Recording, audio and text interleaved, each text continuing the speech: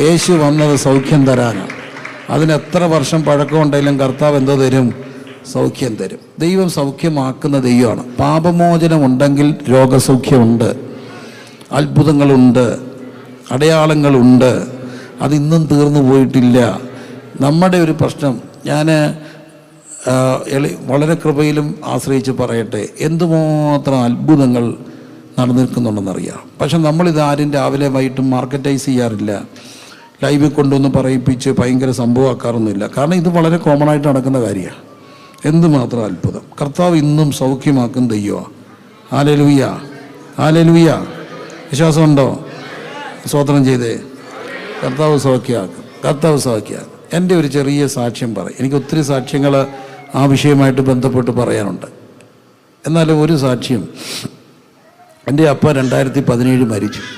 അപ്പോൾ 2017 അപ്പ മരിക്കുന്ന സമയത്ത് അതിനൊരു വർഷങ്ങൾക്ക് മുമ്പ് എനിക്കൊരു ഓർമ്മയായ, ഞാനൊരു 10-30 വർഷത്തിന് മേലെയായിട്ട് ഞങ്ങളുടെ ജനറൽ കൺവെൻഷൻ്റെ ഫുഡിൻ്റെ ചാർജ് അപ്പയാണ്. അപ്പോൾ ഞങ്ങളുടെ റാന്നിയിൽ നിന്ന് പോകുന്നവരാണ്, അപ്പയുടെ കൂടെ ഉള്ളവരാണ് അതെല്ലാം ചെയ്യുക. എത്രയോ വർഷമായിട്ട് അത് ഞങ്ങളുടെ ഒരു അവകാശം പോലെ ഞങ്ങൾ കൊണ്ടു നടക്കുന്നൊരു കാര്യമാണ്. അങ്ങനെ ഇരിക്കെ അപ്പ 2017 മരിച്ചപ്പോൾ എന്നെ ഏൽപ്പിച്ചു അപ്പയുടെ കാര്യം, ദൗത്യം. നീ വേണം ഫുഡിൻ്റെ ചാർജ്. ശരി. അപ്പോൾ എനിക്കത് ഭയങ്കര ഒരു പൈതൃകമായ ഒരു കാര്യം കിട്ടുന്ന പോലായി. അതുകൊണ്ട് ഒട്ടും കുറയ്ക്കാൻ പാടില്ല, നന്നായിട്ട് ചെയ്യണം. എൻ്റെ പൊന്നു പ്രിയരെ, സത്യമായിട്ട് നന്നായിട്ട് ചെയ്യണമെന്നൊരു ആഗ്രഹം കയറിയപ്പം കുറയ്ക്കാൻ പാടില്ല. അപ്പൻ്റെ പേരിന് മോശം വരല്ലല്ലോ. അതുകൊണ്ട് നന്നായിട്ട് ചെയ്യാൻ വേണ്ടി തീരുമാനിച്ചു. ഞാൻ പോയിട്ട് 3 പോത്തിനെ മുണ്ടക്കയത്ത് പോയി മേടിച്ചുകൊണ്ട് വന്നു. മുറ്റൻ ആന പോലുള്ള പോത്തിനെ.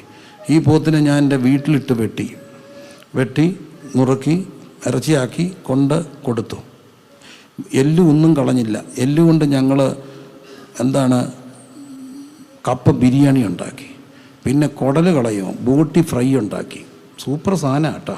ആറ്റിക്കൊണ്ടിട്ട് കഴുകി വൃത്തിയാക്കി ബോട്ടി ഫ്രൈ ചെയ്ത് അങ്ങനെ ഇതെല്ലാം കൊടുത്തെല്ലാം കഴിഞ്ഞപ്പോൾ ആ ആഴ്ചയിൽ എൻ്റെ കാലിലൊരു വല്ലാതെ നീരെല്ലാം വന്നു. അപ്പോൾ എന്നെ കണ്ടവർ പറഞ്ഞേടാ ഇത് അപകടമാണല്ലോ. അപ്പം ഞാൻ ആശുപത്രിയിൽ പോയി. എൻ്റെ ബ്ലഡ് വർക്കെല്ലാം ചെയ്തിട്ട് ഞാൻ ഡോക്ടറെ അടുത്ത് പോയിരിക്കുക. ഡോക്ടറെ അടുത്ത് പോയിരുന്നപ്പം ഡോക്ടർ എന്നെ ഇങ്ങനെ നോക്കിയിട്ട് പറഞ്ഞു, അപ്പം എന്നെ അറിയാം ഡോക്ടർ.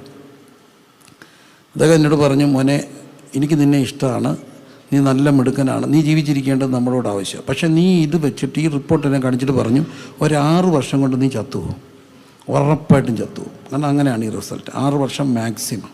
അതിനിടയ്ക്ക് തന്നെ വേഴ്സാകും.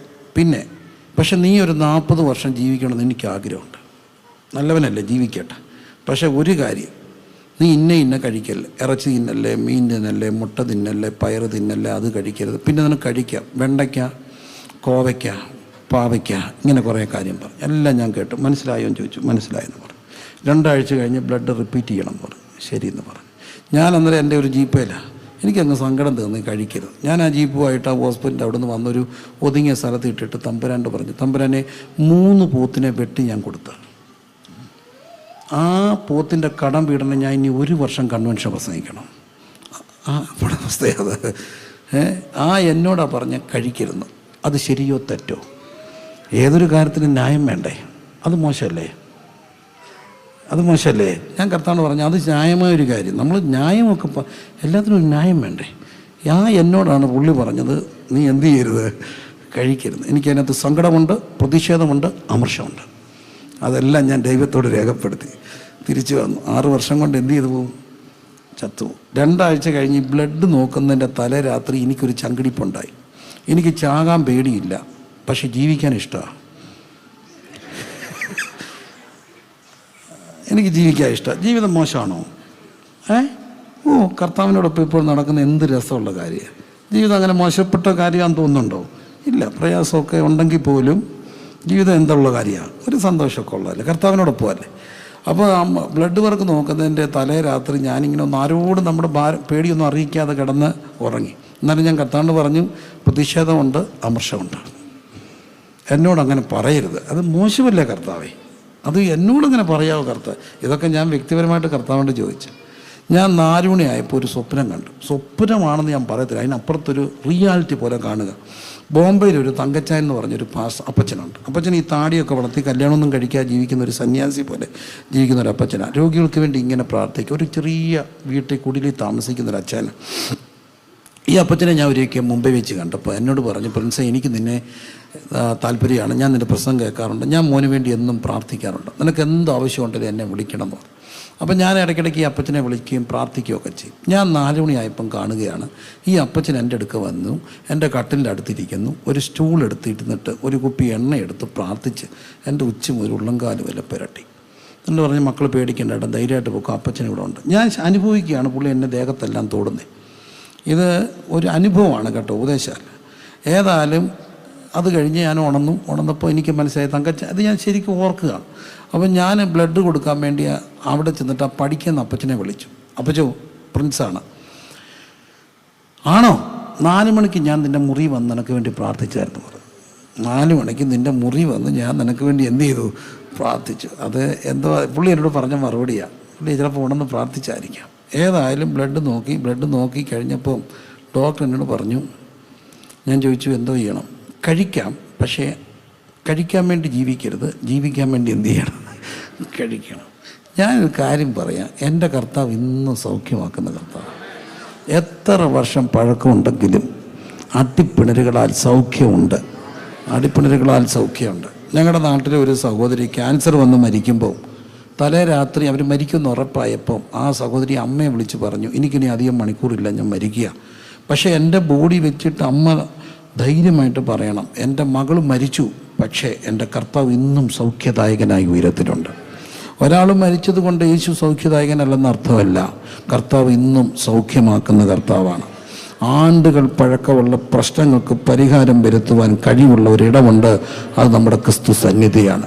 ഹല്ലേലൂയ. ഈ രാത്രിയിലും ആ കർത്താവ് ഈ ഓഡിറ്റോറിയത്തിനകത്തുണ്ട്. ഇരു കരങ്ങളും ഉയർത്തി രോഗസൗഖ്യത്തിന് വേണ്ടി പ്രാർത്ഥിച്ച്, വ്യക്തിപരമായിട്ട് പ്രാർത്ഥിച്ച്. അട്ടിപ്പിണരുകളാൽ സൗഖ്യമുണ്ട്. ആന്തരിക അവയവങ്ങൾ സുഖപ്പെടട്ടെ. രോഗം വന്ന് ക്ഷീണിച്ചവർ ബലപ്പെടട്ടെ. വ്യക്തിപരമായി ഇന്ന് രാത്രി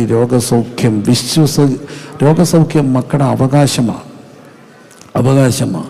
2 രീതിയിൽ കൈകളും ഉയർത്തിപ്പിടിച്ചുകൊണ്ട് തന്നെ നിൽക്കുമ്പോൾ 2 രീതിയിൽ സൗഖ്യം ഉണ്ടാകും.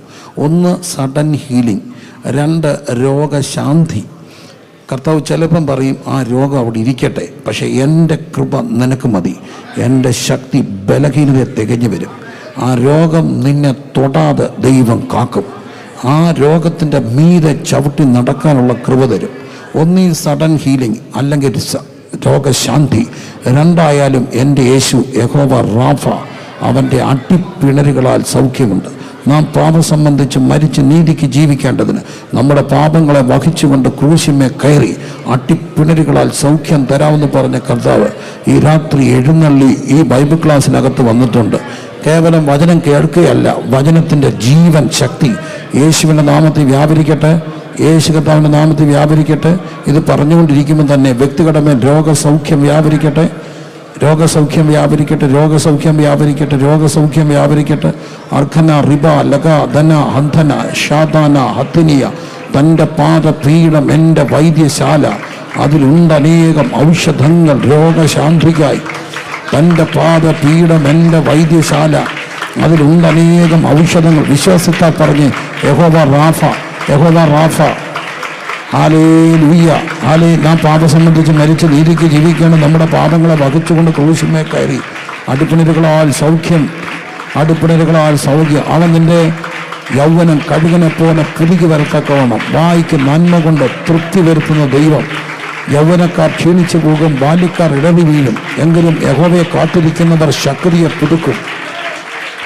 അവർ കഴുകന്മാരെ പോലെ ചിറകടിച്ചുയരും, അവർ ക്ഷീണിച്ചു പോകാതെ ഓടും. കാലുകൾക്ക് സൗഖ്യം യേശുവിൻ്റെ നാമത്തിൽ, കാലിന് സൗഖ്യം, അസ്ഥികൾക്ക് സൗഖ്യം ഉണ്ടാകട്ടെ.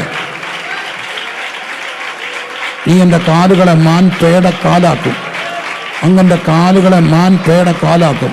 യേശു കർത്താവിൻ്റെ നാമത്തിൽ ഇന്ന് രാത്രി ദൈവിക രോഗസൗഖ്യം വിശ്വാസത്താൽ സ്വീകരിക്കണം, വിശ്വാസത്താൽ സ്വീകരിക്കണം. എൻ്റെ യേശു വരുന്നിടത്ത് സൗഖ്യമുണ്ട്. അതൊരു മാജിക്കല്ല, അത് ഒരു പ്രസംഗകൻ്റെ അത്ഭുത സിദ്ധിയല്ല. യേശുവിനെ കുറിച്ച് പറയുന്നിടത്ത് സൗഖ്യമുണ്ട്. യേശുവേ നന്ദി, യേശുവേ ആരാധന, യേശുവേ സ്തുതി, യേശുവേ നന്ദി. സൗഖ്യം വ്യാപരിക്കട്ടെ. ബുദ്ധിമണ്ഡലങ്ങൾ പഠിക്കാൻ പിറകിലായ മക്കൾ അവരുടെ ബുദ്ധിമണ്ഡലത്തിന്മേൽ ഒരു പുതിയ ബ്രെയിൻ ഇൻസ്റ്റോൾ ചെയ്യട്ടെ. പുതിയ സോഫ്റ്റ്വെയർ പോലെ യേശുവിൻ്റെ നാമത്തിൽ ഇൻസ്റ്റോൾ ചെയ്യട്ടെ. അസ്ഥികൾ സുഖപ്പെടട്ടെ, അസ്ഥിവേദനകൾ, അസ്ഥികൾക്ക് സൗഖ്യം യേശുവിൻ്റെ നാമത്തിൽ. അസ്ഥികൾക്ക് സൗഖ്യം ഉണ്ടാകട്ടെ. ഇന്ന് വരെ അനുഭവിക്കാത്ത ഒരു പുതുക്കം ഉണ്ടാകട്ടെ. യഹോവയെ കാത്തിരിക്കുന്നവർ ശക്തിയെ പുതുക്കും. അവർ കഴുകന്മാരെ പോലെ ചിറകടിച്ചുയരും. റഖന, ഹദ്ദന, റിബ, ലഗദന, എല്ലാ സ്കിൻ ഡിസീസുകൾ യേശുവിൻ്റെ നാമത്തിൽ സൗഖ്യമാകട്ടെ. സൗഖ്യമാകട്ടെ. തൈറോയിഡിൻ്റെ പ്രയാസങ്ങൾ യേശു കർത്താവിൻ്റെ നാമത്തിൽ സുഖപ്പെടട്ടെ. തൈറോയിഡ് യേശുവിൻ്റെ നാമത്തിൽ അതിൻ്റെ ബലഹീനതകൾ സൗഖ്യമാകട്ടെ. യേശു സൗഖ്യദായകൻ. ദുശീലങ്ങൾ സൗഖ്യമാകട്ടെ. ഇന്ന് വരെയും പുറത്തു വരാൻ കഴിയാത്ത ചില മേഖലകൾക്കകത്തുകൊണ്ട് നസ്രയനായ യേശുവിൻ്റെ നാമത്തിൽ ജനം പുറത്തു വരട്ടെ. യേശുവേ നന്ദി. ഇതിനകത്ത് ഭയങ്കര ദൈവസാന്നിധ്യം. അത് എനിക്കറിയാം. ചിലരുടെ ശരീരത്തിൽ അത് അനുഭവിക്കുന്നുണ്ട്. ശരീരത്തിൽ ഇവിടെ ഇരിക്കുന്നവർ ചിലർ യേശുവിൻ്റെ സാന്നിധ്യം അനുഭവിക്കുന്നുണ്ട്. ഉപരിപ്ലവമായ ഒരു ബഹളമല്ല, വ്യക്തിപരമായി ശരീരത്തിൽ സൗഖ്യങ്ങൾ. കർത്താവ് നിങ്ങളെ തൊടുന്ന അനുഭവങ്ങൾ വിശ്വാസത്താൽ പ്രാപിച്ചേ. ഇന്നലെ നമ്മൾ പറഞ്ഞു അകലെ അത്ഭുതം ഉണ്ടാകും. ആണ്ടുകൾ പഴക്കമുള്ള പ്രശ്നങ്ങൾക്ക് യേശു പരിഹാരം വരുത്തും. ബന, ഹതന, അന്ധന, റഗല, ഹത്തിനിയ, റഗനിയ, ശഗനിയ. യേശുവേ ആരാധന, യേശുവേ നന്ദി, യേശുവേ ആരാധന.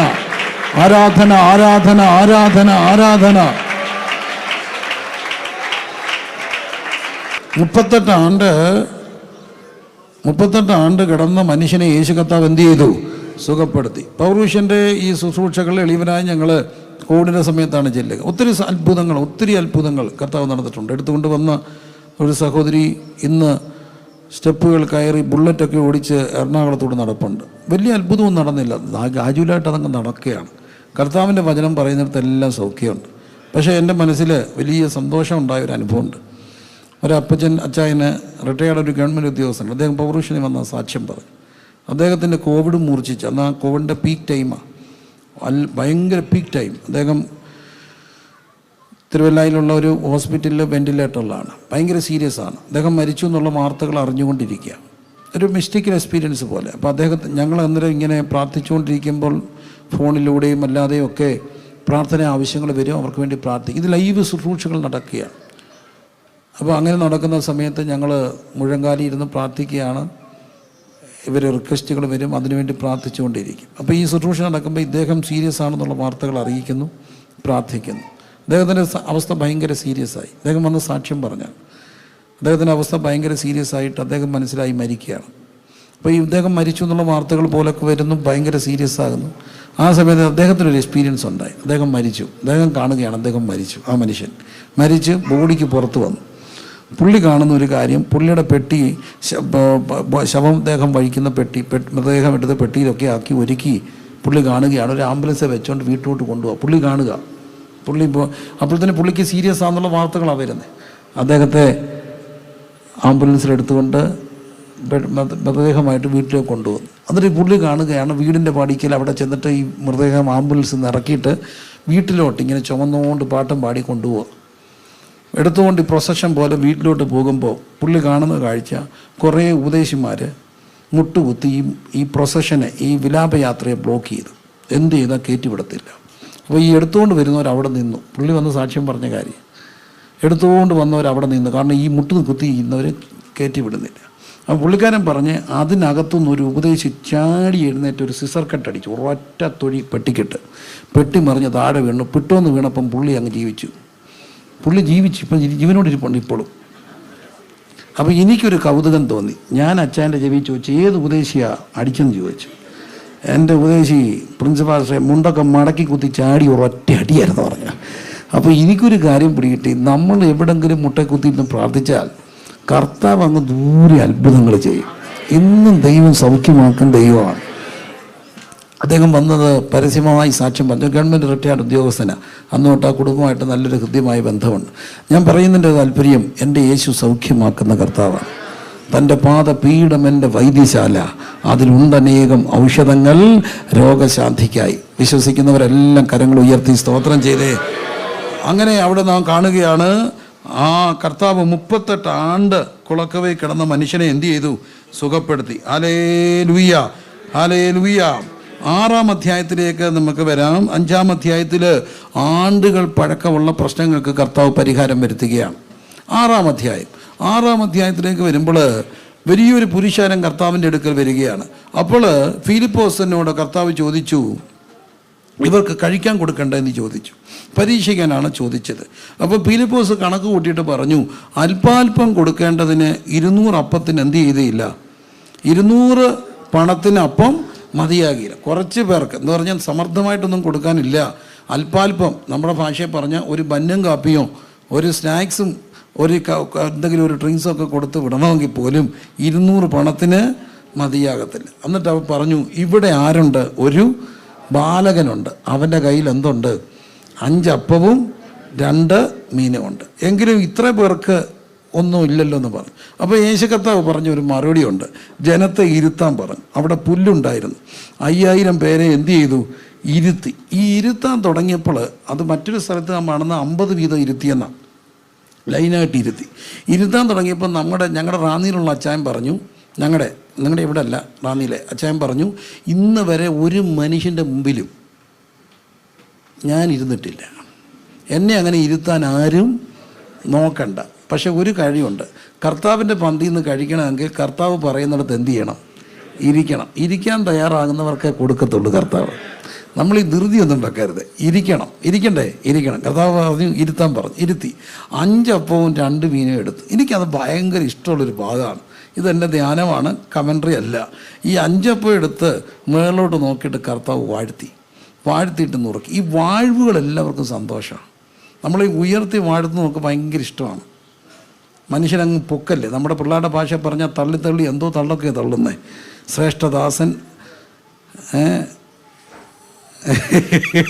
വിലയേറിയ ദാസൻ, അങ്ങനെയാണ് ഇങ്ങനെയാണെന്നൊക്കെ പറഞ്ഞാൽ ലൈവ് ഓഫ് ചെയ്യായിരുന്നെങ്കിൽ ഞാൻ ഇത് റെക്കോർഡില്ലാതെ ഞാൻ വല്ലതൊക്കെ പറയായിരുന്നു.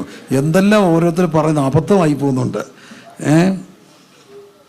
മോസ്റ്റ് റവറൻ്റ്, അതെല്ലാം സഹിക്കാം.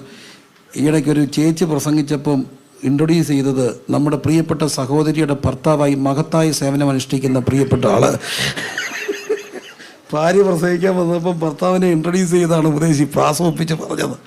നമ്മുടെ ദിനാരുടെ ഭർത്താവായി മഹത്തായ സേവനം അനുഷ്ഠിക്കുന്ന പ്രിയ കർത്തദാസൻ മുന്നോട്ട് കടന്ന് വന്ന് പ്രാർത്ഥിക്കുമെന്ന്. അപ്പോൾ നമ്മളങ്ങ് ഉയർത്തുന്ന വാഴ്ത്തുന്നതൊക്കെ ഭയങ്കര ഇഷ്ടമാണ്. പക്ഷേ ഈ വാഴ്ത്തി കഴിഞ്ഞിട്ട് തമ്പുരാനൊരു നുറുക്കുണ്ട്. ഈ നുറുക്ക് ഭയങ്കര നൊമ്പരാ. പിച്ച് പറിച്ച് നുറുക്കുക. വാഴ്ത്തെല്ലാവർക്കും ഇഷ്ടമാണ്. നുറുക്കലുകൾ വലിയ പാടാണ്. വല്ലാതെ നുറുങ്ങിയിട്ടുണ്ട് ഈ കൊച്ചായസ്. പുറത്ത് കാണാത്ത 1000 നുറുക്കങ്ങൾ. പക്ഷേ ഞാൻ കർത്താവിനോട് ചോദിച്ചിട്ടുണ്ട്, എന്തിനീ ആർക്കുമില്ലാത്ത നുറുക്കം? കർത്താവ് എന്നോട് പറഞ്ഞു, നീ നിനക്ക് വേണ്ടി തന്നെ ഉള്ളവനാണെങ്കിൽ ഒരു നുറുക്കം ഉണ്ടാകത്തില്ല. പക്ഷേ ഈ 5 അപ്പം 5000 പേർക്ക് കൊടുക്കണമെങ്കിൽ നുറുക്കിയവർക്ക് മാത്രമേ കൊടുക്കാനൊക്കത്തുള്ളൂ. ജീവിതത്തിൽ ഒത്തിരി നുറുക്കലുകളോട് പോയ 1000 പേര് ഈ ക്രിസ്തീയ കോളത്തിലുണ്ട്. അവരൊരു വാക്ക് പറഞ്ഞാൽ അത്ഭുത സൗഖ്യങ്ങളൊക്കെ ഉണ്ടാകും. അവരൊരു വാക്ക് പറഞ്ഞാൽ വലിയ വിടുതലുണ്ടാകും. എന്തിനാ കർത്താവ് ഈ നുറുക്കം? നിനക്ക് വേണ്ടി മാത്രമുള്ളവനെ പ്രത്യേക നുറുക്കലൊന്നും ഉണ്ടാകത്തില്ല. എന്നെ കേൾക്കുന്ന പ്രിയമുള്ളവരെ, അവിടെ നുറുക്കുകയാണ്. നുറുക്കിയിട്ട് ഇതെല്ലാവർക്കും കൊടുത്തു, അതെല്ലാവർക്കും ഭക്ഷിച്ചു. എന്നാലും ഞാൻ ഈ പയ്യൻ്റെ വീട്ടിലൊന്ന് പോയി ചുമ്മാ വന്ന് അവരെ ഒന്ന് ഇൻ്റർവ്യൂ ഒക്കെ ചെയ്യണ്ടേ. ചെന്നപ്പം എൻ്റെ ചിന്ത, ധ്യാനം, ബൈബിളിലില്ല കേട്ടോ, ഭാവന തെറ്റാണെന്ന് എനിക്കൊന്നും തോന്നുന്നില്ല. എന്നാലും അവിടെ ചെന്നപ്പം വേറെ പിള്ളേരൊക്കെ ഉള്ളൊരു വീടാണ്. ആ വീട്ടിൽ ചെന്നപ്പോഴാണ് എനിക്കും മനസ്സിലാകുക, അവരുടെ മൂത്ത മോൻ ഇപ്പം ഭയങ്കര മിടുക്കനാണ്. അവന് MBBS കഴിഞ്ഞ് MS അഡ്മിഷൻ കിട്ടി പോവുക. രണ്ടാമത്തെ കൊച്ചൻ ഇപ്പോൾ ഡൽഹിയിൽ JN യൂണിവേഴ്സിറ്റിയിൽ നിന്ന് കഴിഞ്ഞിട്ട് IAS കോച്ചിങ്ങിലാണ്, മിടുക്കരാണ്. മൂന്നാമത്തെ പെണ്ണ് ഭയങ്കര മിടിക്കുക, അവൾ നീറ്റ് എഴുതിയിട്ട് ഇപ്പം മെഡിസിൻ അഡ്മിഷൻ കിട്ടി. ഇളയ ഒരുത്തനുണ്ട്, ഒരക്ഷരം പഠിക്കത്തില്ല. അവൻ വീട്ടിൽ ഇരുന്ന കുരുത്തക്കേടിൻ്റെ ഉസ്താദാണ്. അതുകൊണ്ട് അമ്മ പറഞ്ഞു, ദാണ്ട് അവിടെ യോഗ ഉണ്ട്, 5 അപ്പം കൊടുത്തിട്ട് പറഞ്ഞു തിരിച്ച് വരണ്ട, വൈകുന്നേരം വരാവൂ, ഇടയ്ക്കൊന്നും വരല്ലേ, പൊക്കോളം പറഞ്ഞു. ഞങ്ങൾ ഈ VBS നടത്താറ്. ഇവിടെ കഴിഞ്ഞ ദിവസം ഒരു VBS ഉണ്ടായിരുന്നു. ഇവിടുത്തെ പിള്ളേരൊക്കെ പാവങ്ങളാണ്. ഞങ്ങൾ കേരളം കണ്ട ഏറ്റവും വലിയ VBS നടത്താൻ ഭാഗ്യം കിട്ടിയിട്ടുണ്ട്. 2000 പിള്ളേർ, അതിലേറെ പിള്ളേർ. എന്നോ ബഹളമെന്നറിയോ എൻ്റെ പൊന്നെ. ഇവരെ തിരിച്ച് വീട്ടിലെത്തിക്കാൻ വലിയ പാടാണ്. തെക്കോട്ട് പോകേണ്ടവൻ വടക്കോട്ട് പോകും, വടക്കോട്ട് പോകേണ്ടവൻ തെക്കോട്ട് പോകും. അതൊക്കെയാണ് ഈ VBSൻ്റെ പ്രശ്നം. എന്നാലും VBS കഴിയുമ്പോൾ നമ്മൾ ഓർക്കും ഈ VBSൻ്റെ കഷ്ടപ്പാട് ഭയങ്കര. അതുകൊണ്ട് അടുത്ത പ്രാവശ്യം VBS വേണ്ടാന്ന് തീരുമാനിക്കുമ്പോൾ അക്രൈസ്തവരായ അമ്മമാർ ഞങ്ങളോട് പറഞ്ഞിട്ടുണ്ട്, പക്ഷേ ഈ പ്രാവശ്യം VBS ഇല്ല, വലിയ പാടാണ് സിസ്റ്ററെ, ഭയങ്കര കാര്യങ്ങൾ, ബുദ്ധിമുട്ടാണ്. അയ്യോ നല്ല അനുഗ്രഹമാണ് കേട്ടോ, പിള്ളേർക്കൊക്കെ സന്തോഷമാണ്, നടത്തണം. ഇത് നമ്മളോടുള്ള സ്നേഹം കൊണ്ടൊന്നും അല്ല. അവധി ഇടുമ്പോൾ ഒരാഴ്ച ഇതുങ്ങളെ എങ്ങനെ സഹിക്കണമെന്ന് വെച്ചുകൊണ്ടിരിക്കുമ്പോഴാണ് VBS എന്ന് പറയുന്നത്. വണ്ടിയും കൊണ്ട് വരും, കയറ്റിക്കൊണ്ട് പോയിക്കോളും. പിന്നെ എന്താണെന്നറിയാം, ഇങ്ങോട്ട് കൊണ്ടുവന്നാൽ നമ്മൾ ഇവരെ ഇട്ട് ചാടിക്കും. യേശു കർത്താവിൻ്റെ കുഞ്ഞാടുകളെ, are you ready? Oh yes, come on everybody. ഒരൊറ്റ ചാട്ടവും ബഹളവും. പോകാൻ നേരത്ത് ഇന്നലെ അടുത്ത് VBSലൊക്കെ നല്ല ഫുഡൊക്കെ കൊടുത്തു. ഞങ്ങളൊക്കെ ഒരു പപ്സും വെള്ളവും കൊടുത്ത് വിടും. തിരിച്ച് ചെല്ലുമ്പോൾ ക്ഷീണമാണ്. പിന്നെ ഒരൊറ്റ ഉറക്കം ഇറങ്ങിയാൽ പിറ്റേ ദിവസം എഴുന്നേക്കത്തുള്ളൂ. അപ്പോൾ ഒരാഴ്ച അങ്ങ് പോയി കിട്ടും.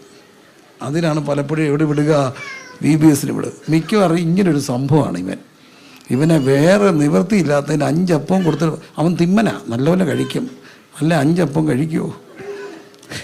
സാധാരണ പിള്ളേരൊക്കെ 2-3 അപ്പത്തിൽ കൂടുതൽ കഴിക്കുമോ? ഇവന് 5 അപ്പവും 2 മീനുമാണ്.